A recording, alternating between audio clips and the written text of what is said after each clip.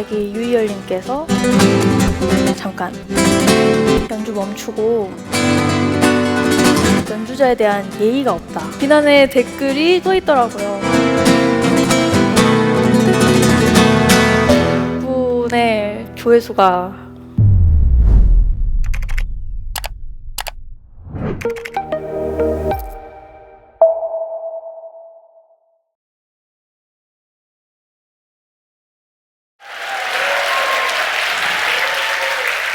네, 안녕하세요. 저는 기타리스트이자 싱어송라이터 장하은입니다. 반갑습니다. 혹시 슈퍼밴드2라는 방송에서 저를 보신 분 계실까요? 감사합니다. 제가 그 프로그램에서 보헤미안 랩소디를 연주했었던 장면으로 저를 기억하실지도 모르겠습니다. 그 연주 중에 조금 특별한 일이 있었거든요. 맨 처음에 분위기를 잡고 아주 조용하게 시작을 하려고 하는데 갑자기 유희열님께서 잠깐 연주 멈추고 머리 묶고 하면 어떻겠냐라고 이야기한 그 장면 기억나시죠? 그래서 사실 그 장면이 꽤 화제가 되었습니다. 그 연주 중간에 머리 묶기를 요청한다는 게 좀 뜬금없다면서 나중에 올라온 영상 댓글에는 연주자에 대한 예의가 없다. 이게 흐름을 끊는 게 말이 되냐 그런 비난의 댓글이 좀 써 있더라고요. 그런데 여러분 사실 그게 머리카락이 문제가 아니었거든요. 제가 그때 진짜 너무 긴장을 해서 손이 잘 안 움직여가지고 살짝 실수를 한 거였어요. 그때 태연한 척 했지만 속으로는 정말 손이 떨리고 심장이 두근두근 그렇습니다. 그래서 저는 유희열님께서 그 긴장을 알아채시고 저를 위해 연주를 멈춰주신 거였을지도 모르겠다라고 생각하고 있습니다. 저는 덕분에 몸에 꽉 들어가 있던 긴장이 스스로 풀렸고 다시 연주를 시작할 수 있었는데 이 자리를 빌려서 유희열님께 감사 인사를 드리고 싶은데 아유, 사실 그 덕분에 조회수가 잘 나왔거든요. 긴장이라는 녀석은 정말 참 끈질기고 집요한 것 같아요. 음악가로 사는 동안 이 녀석은 제 인생에 계속 따라다니는 숙명 같은 존재였습니다. 근데 하지만 음악가만 이런 긴장을 느끼는 건 아닐 거라고 생각해요. 여러분들도 긴장 경험한 적 굉장히 많으실 겁니다. 그래서 저는 긴장감을 이걸 어떻게 극복을 해야 되나 정말 고민을 많이 했어요. 긴장감은 마치 원래 나를 가로채 가버리는 것 같았거든요. 잘할 수 있었던 나를 어설프고 실수투성이인 나로 만들어버리잖아요. 흔히 말하는데 긴장을 풀려면 힘을 빼야 된다라는 이야기를 많이 들었어요. 근데 맞는 말이죠. 근데 여러분 힘을 빼는 게 말처럼 쉬운가요? 정말 어려웠어요. 저는 이 질문에서부터 출발했습니다. 어떻게 하면 힘을 빼고 내 본래 모습, 자연스러운 나로 있을 수 있을까? 그 답을 찾는데 꽤 오랜 시간이 걸렸지만 결국 저는 긴장과 조금 더 잘 지내는 방법을 배우게 되었습니다. 그래서 그 이야기를 지금부터 조금 해보고 싶어요. 우선 제가 느낀 거는 이거였어요. 내가 나를 제대로 아는 게 정말 중요하다. 근데 살면서 내가 나를 제대로 알지 못하는 상황은 크게 두 가지로 나눌 수 있을 것 같아요. 하나는 나를 작게 보는 경우, 또 하나는 나를 과대평가하는 경우. 저는 클래식 기타를 15살 때 시작을 했습니다. 근데 여러분들도 아시겠지만 클래식 음악 하시는 분들 이야기 들어보면은 다 3, 4살 때부터 시작한다는 친구들도 정말 많았고, 그러니 저는 출발이 좀 많이 늦은 편이었어요. 그래서였는지 늘 조급함에 시달리고 빨리 따라잡아야 돼, 더 열심히 연습해야 돼, 이런 마음이 가득했었던 때가 있습니다. 고등학생이 돼서 본격적으로 입시에 뛰어들었을 때는 그 조급함이 열등감으로 바뀌었어요. 그때 저는 부산에 살다가 음악을 제대로 배우기 위해 서울로 올라왔었는데 레슨을 받는 곳이 강남이랑 막 대치동 같은 드라마에서 보던 동네인 거예요. 그래서 너무 긴장됐어요. 레슨을 받으러 가는 날에는 속이 뒤집히고 최악이 일수고, 친구랑 같이 연습할 때는 제 서툰 실력을 들키기 싫어서 늘 구석에 등 돌리고 이렇게 연습하고, 제가 창피하다는 생각이 계속 들었거든요. 그때 제 목표는 단 하나였습니다. 음악을 멋지게 표현하는 게 아니라 그냥 쟤보다 잘 치는 거. 그래서 콩쿠르에서 남들보다 더 높은 점수를 받는 게 그냥 제 목표였어요. 그래서 하루를 10분 단위로 쪼개서 연습 계획을 세우고, 이제 정해놓은 8시간 연습을 다 채우지 못하면 나는 잠을 잘 자격도 없다라는 생각으로 스스로를 좀 다그쳤어요. 근데 그렇게 무리하다 보니까 제 손가락 하나가 아직 여기가 조금 말을 아직 안 듣거든요.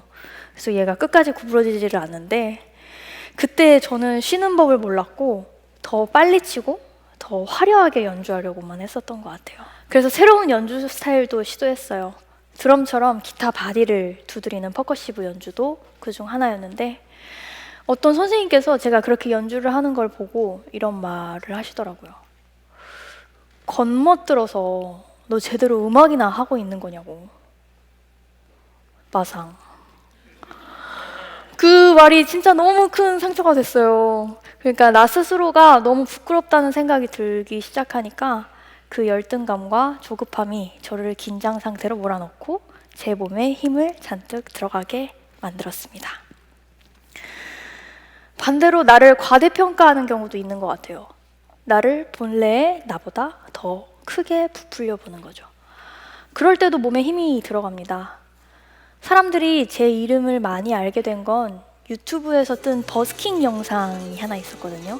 그게 이제 거의 조회수가 4천만 뷰를 가까이 찍고 있어서 남한 인구 거의 대부분이 제 연주를 보고 들었다고 해도 과언이 아닌데, 덕분에 꿈의 무대인 카네기홀에서 공연도 하게 됐고, 그리고 방송 프로그램 슈퍼밴드 2에 출연하면서 갑자기 유명세를 타게 됐습니다. 이쯤 되니까 저도 모르게 어깨에 뽕이 좀 들어가더라고요. 이거 나 좀 뜬 거 아니야? 이런 마음이요. 근데 하지만 동시에 두려움도 같이 찾아왔어요. 내가 기대에 못 미치면 어떡하지? 내가 사람들을 실망시키면 어떡하지? 어느 공연에서 제가 제 순서를 기다리고 있는데 갑자기 손끝부터 찌릿찌릿하더니 온몸에서 피가 다 빠져나가는 것 같은 기분이 들었어요.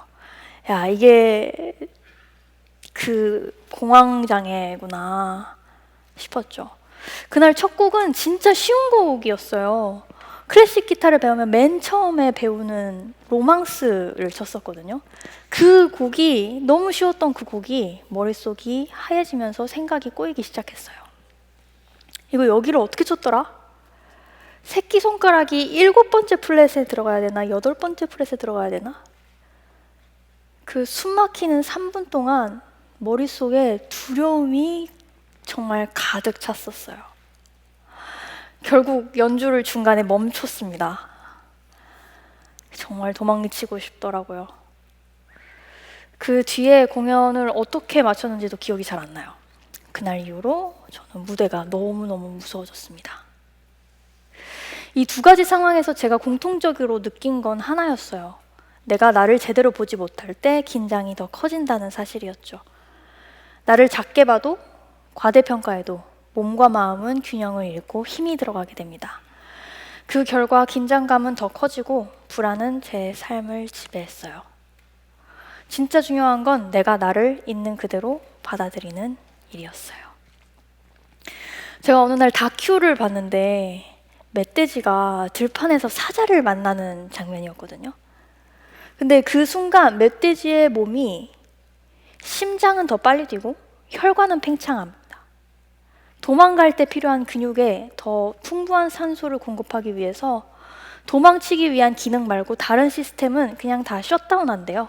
다 멈춘대요. 오직 뛰는 데 필요한 근육에 온 힘을 집중하는 거죠. 결국 멧돼지의 불안은 자신을 사자로부터 살립니다. 근데 사람은 반대인 것 같아요.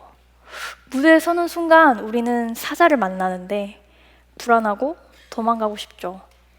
도망가기 위해 온 몸을 긴장시키고 힘을 넣습니다. 하지만 저희는 그런 선택을 하면 안 되잖아요. 무대에서 해야 할 일을 해야 되니까요. 어느 날 저는 평소 존경하던 선생님을 찾아가서 이 고민을 물어봤어요. 그 선생님 말씀 덕분에 제가 그동안 불안을 소화하지 못했고 괜찮은 척 외면했었기 때문에 마치 체한 것처럼 불안이 제 안에 쌓여 있었다는 걸 알게 되었죠. 그래서 선생님께서 저한테 주었었던 조언은 이거였어요. 불안해하는 것도 너고 무서워하는 것도 너란다. 그 말은 내 모습을 있는 그대로 바라보라는 뜻이었어요. 근데 이게 말처럼 쉽지가 않아요. 실수를 하거나 잘 해내지 못한 나를 정면으로 바라보는 건 정말 어렵다고 생각하거든요.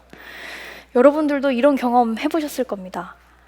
발표하는 모습을 영상으로 찍어서 다시 보라고 하면 손발이 오그라들면서 본능적으로 시선을 피하고 싶어요. 저는 그랬어요. 근데 생각해보면 그 모습조차도 진짜 내 모습인데 우리는 자꾸 스스로의 이미지를 뭔가 취사 선택하려고 하는 것 같아요. 잘한 부분은 이게 나야. 자랑스러워하고 실수한 부분은 오늘은 손이 시려워서 그랬어. 라며 외면하죠. 컨디션이 안 좋아서 상황이 그래서 이렇게 핑계를 대며 실수를 나와 별개의 것으로 여기려고 했었던 것 같아요. 그런데 그런 태도가 오히려 긴장을 더 키우는 것 같습니다. 내가 생각하는 나와 진짜 나 사이의 간극이 클수록 긴장감은 더 커지고 몸에는 힘이 더 들어가게 되는 것 같아요. 그래서 정말 중요한 건 나를 있는 그대로 아는 것이라고 생각합니다. 내가 생각하는 나의 이미지를 너무 높은 곳에 가져다 놓으면 계속 그걸 따라가려다 지치고 허덕이는 저를 발견하게 됐어요. 지금 이 순간에 내 모습, 그대로의 나를 받아들이는 게 필요한 것 같습니다. 나를 제대로 알기 위해 저는 이런 마음을 가지려고 합니다. 첫째, 척하려고 하지 않을 거예요. 이제 내가 멋져 보이려고, 잘난 척하려고 아무렇지 않은 척하는 순간 그건 진짜 이미 내가 아니라고 생각이 들어요. 솔직한 내 모습으로 사람들 앞에 서는 용기를 가지겠습니다. 둘째, 증명하려고 하지 않을 거예요. 나는 이미 충분히 괜찮은 사람이다 라는 사실을 믿으려고요. 무엇을 더 보여줘야 되고 증명해야 한다고 생각하면 불안과 긴장이 찾아올 것 같아요. 셋째, 지금 이 순간을 받아들이겠습니다. 이 순간 느껴지는 감정과 상태를 있는 그대로 인정하려고요. 불안이 있다면 지금 내가 긴장을 하고 있구나 인정하고 그것을 자연스럽게 소화하려고 노력할 겁니다. 제가 배운 것은 이거예요. 나를 있는 그대로 받아들이는 것은 실수를 용인하는 태도와도 연결되어 있고 실수는 실패가 아니라는 것을. 그래서 내가 완벽하지 않다는 사실을 인정하고 그 모습까지도 나의 일부로 받아들일 때 비로소 진짜 나로 살 수 있게 되는 것 같습니다. 그래서 저는 무대 위에서 관객들에게 이렇게 고백할게요. 여러분, 제가 좀 떨리긴 하거든요.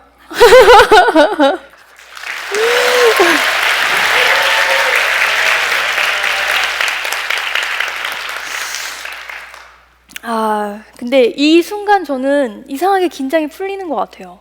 내가 내 모습을 숨기지 않을 때 내 안에 쌓인 불안도 자연스럽게 해소되는 것 같습니다. 그래서 진짜 나를 아는 건 결국 내가 나를 사랑하는 방법이라고 생각합니다. 그래서 있는 그대로의 나를 사랑할 때 긴장과 불안도 더 이상 적이 아니라 친구가 될 수 있습니다. 관객들에게 농담을 하고 내 마음대로 무대 위에서 놀 수 있는 이 행복감. 나 떨린다고 고백할 수 있는 용기가 있는 삶. 나는 기타를 잘 치고 노래를 잘 부르는 것보다 이 자유가 더 행복한 것 같아요. 지금 이 세바시 무대에서도 저는 여러분들께 잘 보이려고 하지 않습니다. 맞나? 실망을 시키더라도 저는 그냥 저로 있으려고요. 그래도 괜찮죠?